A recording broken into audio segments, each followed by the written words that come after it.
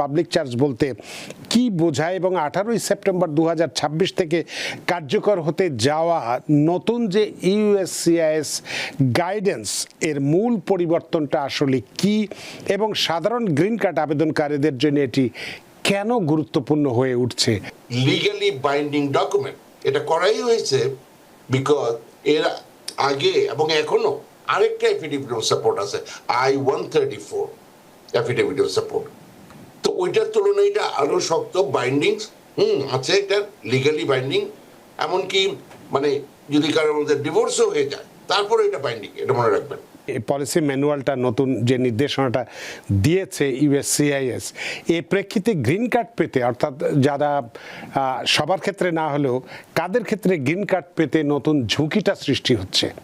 তো যদি কেউ এই দেশে আসতে চায়, তো উনি যদি এই দেশে আসে, উনি এই দেশের রাষ্ট্রের উপরে, সরকারের উপরে, জনগণের উপরে বার্ডেন হবেন কিনা সেটা একটা গুরুত্বপূর্ণ বিষয় হিসাবে ধরা হয়।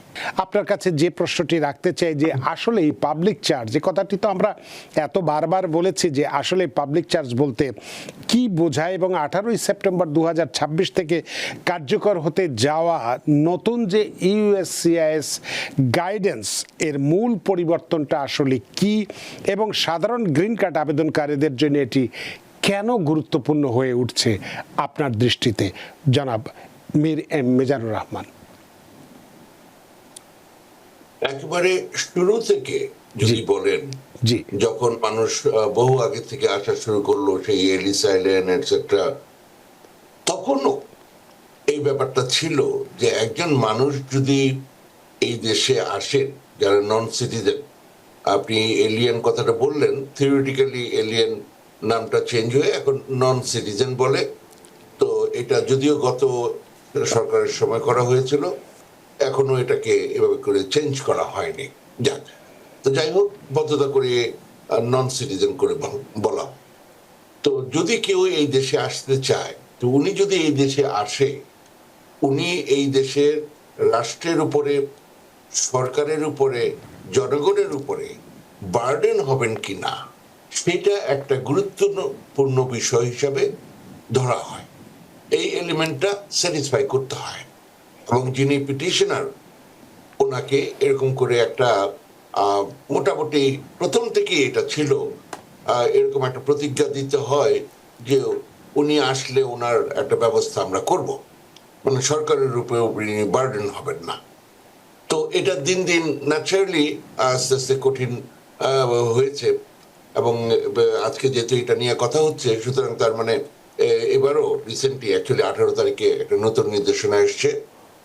তো এটা মানে সবসময় ইমিগ্রেশনের একটা বড় পার্ট। আমি আপনাকে একটা কথা বলি, বাংলাদেশের একজন একেবারে ন্যাশনাল লেভেলে চ্যাম্পিয়ন স্পোর্টস লাইনে, আর ডিটেলটা বললাম না, এক ভদ্রলোক গ্রিন কার্ডের মাঝখানে মানে প্রসিডিংসে, কোর্ট ডিপোর্টেশন প্রসিডিংসে আছে, সেই সময় উনি ডিবি পেলেন, অনেক আগের কথা।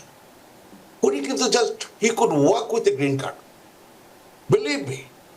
আমি ওনার কাগজ আমি জানি, সোজা কথা, উনি একটা এফিডেভিট অফ সাপোর্ট ঠিক মতো জোগাড় করতে পারলেন না এবং ওনার সেই গ্রিন কার্ডটা হলো না।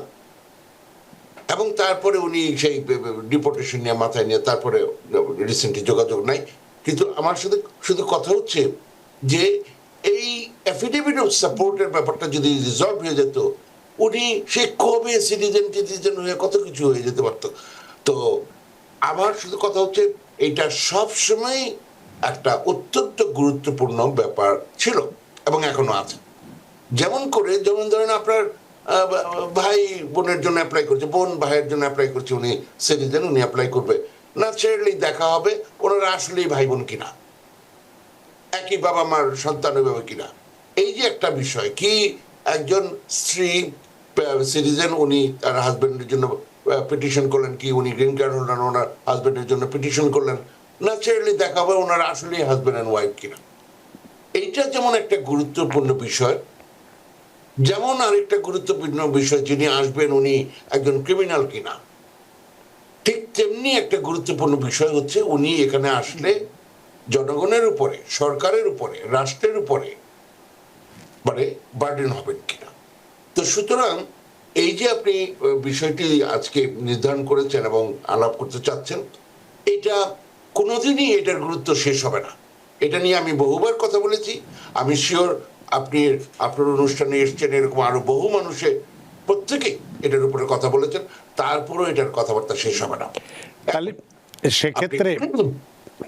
সেক্ষেত্রে আপনার কাছে একটু জানতে চাইবো যে পলিসি ম্যানুয়ালটা, নতুন যে নির্দেশনাটা দিয়েছে ইউএসসিআইএস, এই প্রেক্ষিতে গ্রিন কার্ড পেতে, অর্থাৎ যারা সবার ক্ষেত্রে না হলেও কাদের ক্ষেত্রে গ্রিন কার্ড পেতে নতুন ঝুঁকিটা সৃষ্টি হচ্ছে বা হবে? প্রত্যেকেই ঝুঁকিতে আছেন। আচ্ছা, প্রত্যেকে। আচ্ছা, কেন?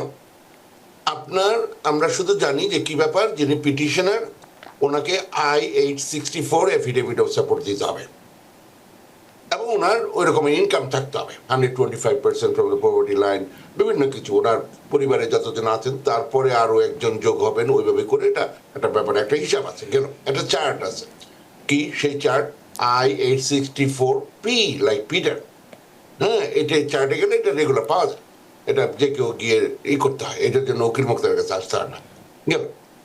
আচ্ছা, এই যে পাওয়া গেল ওনার ইনকাম আছে, উনি এফিডেভিট সাপোর্ট দিলেন, উনি ভাবলেন যে হয়ে গেল, কিন্তু ওনার নাম ইনকাম নেই। যিনি পিটিশন করবেন উনি হয়তো ছাত্রী, হ্যাঁ, ওনার ইনকাম নেই। তখন আরেকজন দিলেন, কি দেখা যায় যে ওই ফ্যামিলির কারোই নাই, তখন আরো একজনকে বাইরে থেকে কাউকে একজন দিলেন, এবং এটা একটা মানে লিগালি বাইন্ডিং ডকুমেন্ট। এটা করাই হয়েছে বিকজ এর আগে এবং এখনো আরেকটা এফিডেভিট অফ সাপোর্ট আছে, I-134 এফিডেভিট অফ সাপোর্ট। তো ওইটার তুলনায় এটা আরো শক্ত বাইন্ডিং আছে, এটা লিগালি বাইন্ডিং। এমনকি মানে যদি কারোর মধ্যে ডিভোর্সও হয়ে যায় তারপরে এটা বাইন্ডিং, এটা মনে রাখবেন। তো একমাত্র মানে যদি মারা যান, উনি কি সিটিজেন হয়ে গেছেন তখন, বা 40 কোয়ার্টার্স এর একটা ব্যাপার আছে, তখন এটা আর লাগে না, গেল। কিন্তু তারপরও আমরা যদি ভাবি যে এইটুক করলেই হয়ে যাবে, দ্য আনসার ইজ নো। এখানে 5টা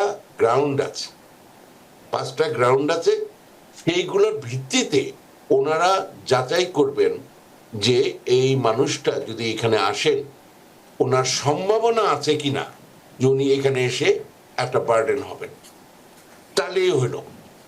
এটা মনে রাখতে হবে, এটা সবসময় আগে থেকেই ছিল, এটা নতুন না। 5টা গ্রাউন্ড আছে। যেমন একটা বয়স্ক মানুষ, ওনার age is very very important, ওনার হেলথ, ওনার পড়াশোনা, ওনার স্কিলস, ওনার ফ্যামিলি সিচুয়েশন, এই ধরনের 5টা গ্রাউন্ড আছে। এবং এটা আজকের নতুন কিছু না, মানে আমরা তো মেইনলি বসে থাকি নতুন অনেক ভয়ঙ্কর আইন টাইন না, এগুলো আগে থেকেই ছিল। আচ্ছা, তো ফলে এটাকে আরো শক্তভাবে ধরবে। ওই যে বললাম, উনি যাচাই বাছাই করবে, অফিসার ওনার এই পাওয়ারটা দেওয়া সবসময় ছিল।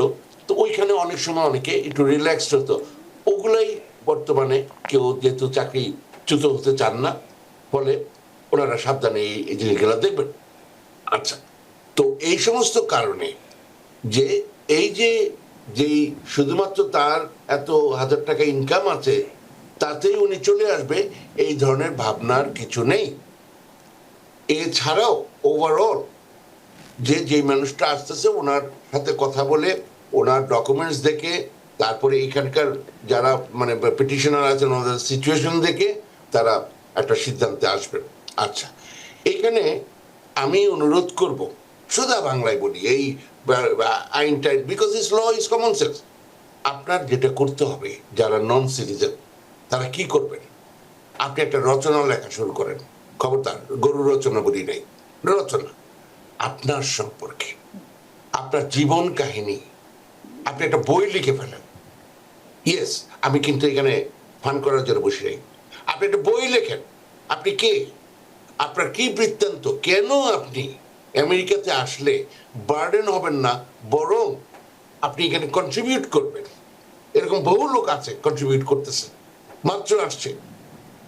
তো ফলে মানে একজন সেদিন আমাকে এসে বললেন, উনি এই কোভিড এর সময় ওনার এখানে গ্রিন কার্ড নাই, ওনার অ্যাসাইলামও নাই, উনি এখানে কোন একটা পেন্ডিং সিচুয়েশন আছেন, উনি এরমাস্ক হসপিটালে ভলান্টিয়ার কাজ করতেন কোভিডের সময়, ল্যাডার দিয়ে উঠে উঠে ইলেকট্রিক্যাল বিভিন্ন হেল্প করতেন, পাশে স্তূপ স্তূপ করে লাশ, ল্যাডারের ঠিক পাশে যেখানে কাজ করছেন এই রকমের মধ্যে মানুষ কাজ করছে এখানে। এই বাঙালি আমার ভাই, আপনার ভাই, হ্যাঁ, তো এরকমও মানুষ করেছে। আমি শুধু বলবো যে কেন আপনি আমেরিকার জন্য আপনি যোগ্য, কেন এখানে আপনি বরং কন্ট্রিবিউট করবেন, এই ব্যাপারে আপনি একটা রচনা লেখেন, যেটাকে আপনি রেজিউমের মতো করলেন। আপনার শিক্ষা কি আছে, আপনার কি কি ট্রেনিং আছে, কি কি অভিজ্ঞতা আছে, যে অভিজ্ঞতার কারণে আপনি আরো দক্ষ, আপনার কি কি ধরনের লাইসেন্স আছে, এগুলা দিয়ে এগুলা কিন্তু এখন বিবেচনা করবে যে আপনি there is propensity, there's plausibility to think যে আপনি এখানে এসে কিছু করে খেতে পারবেন।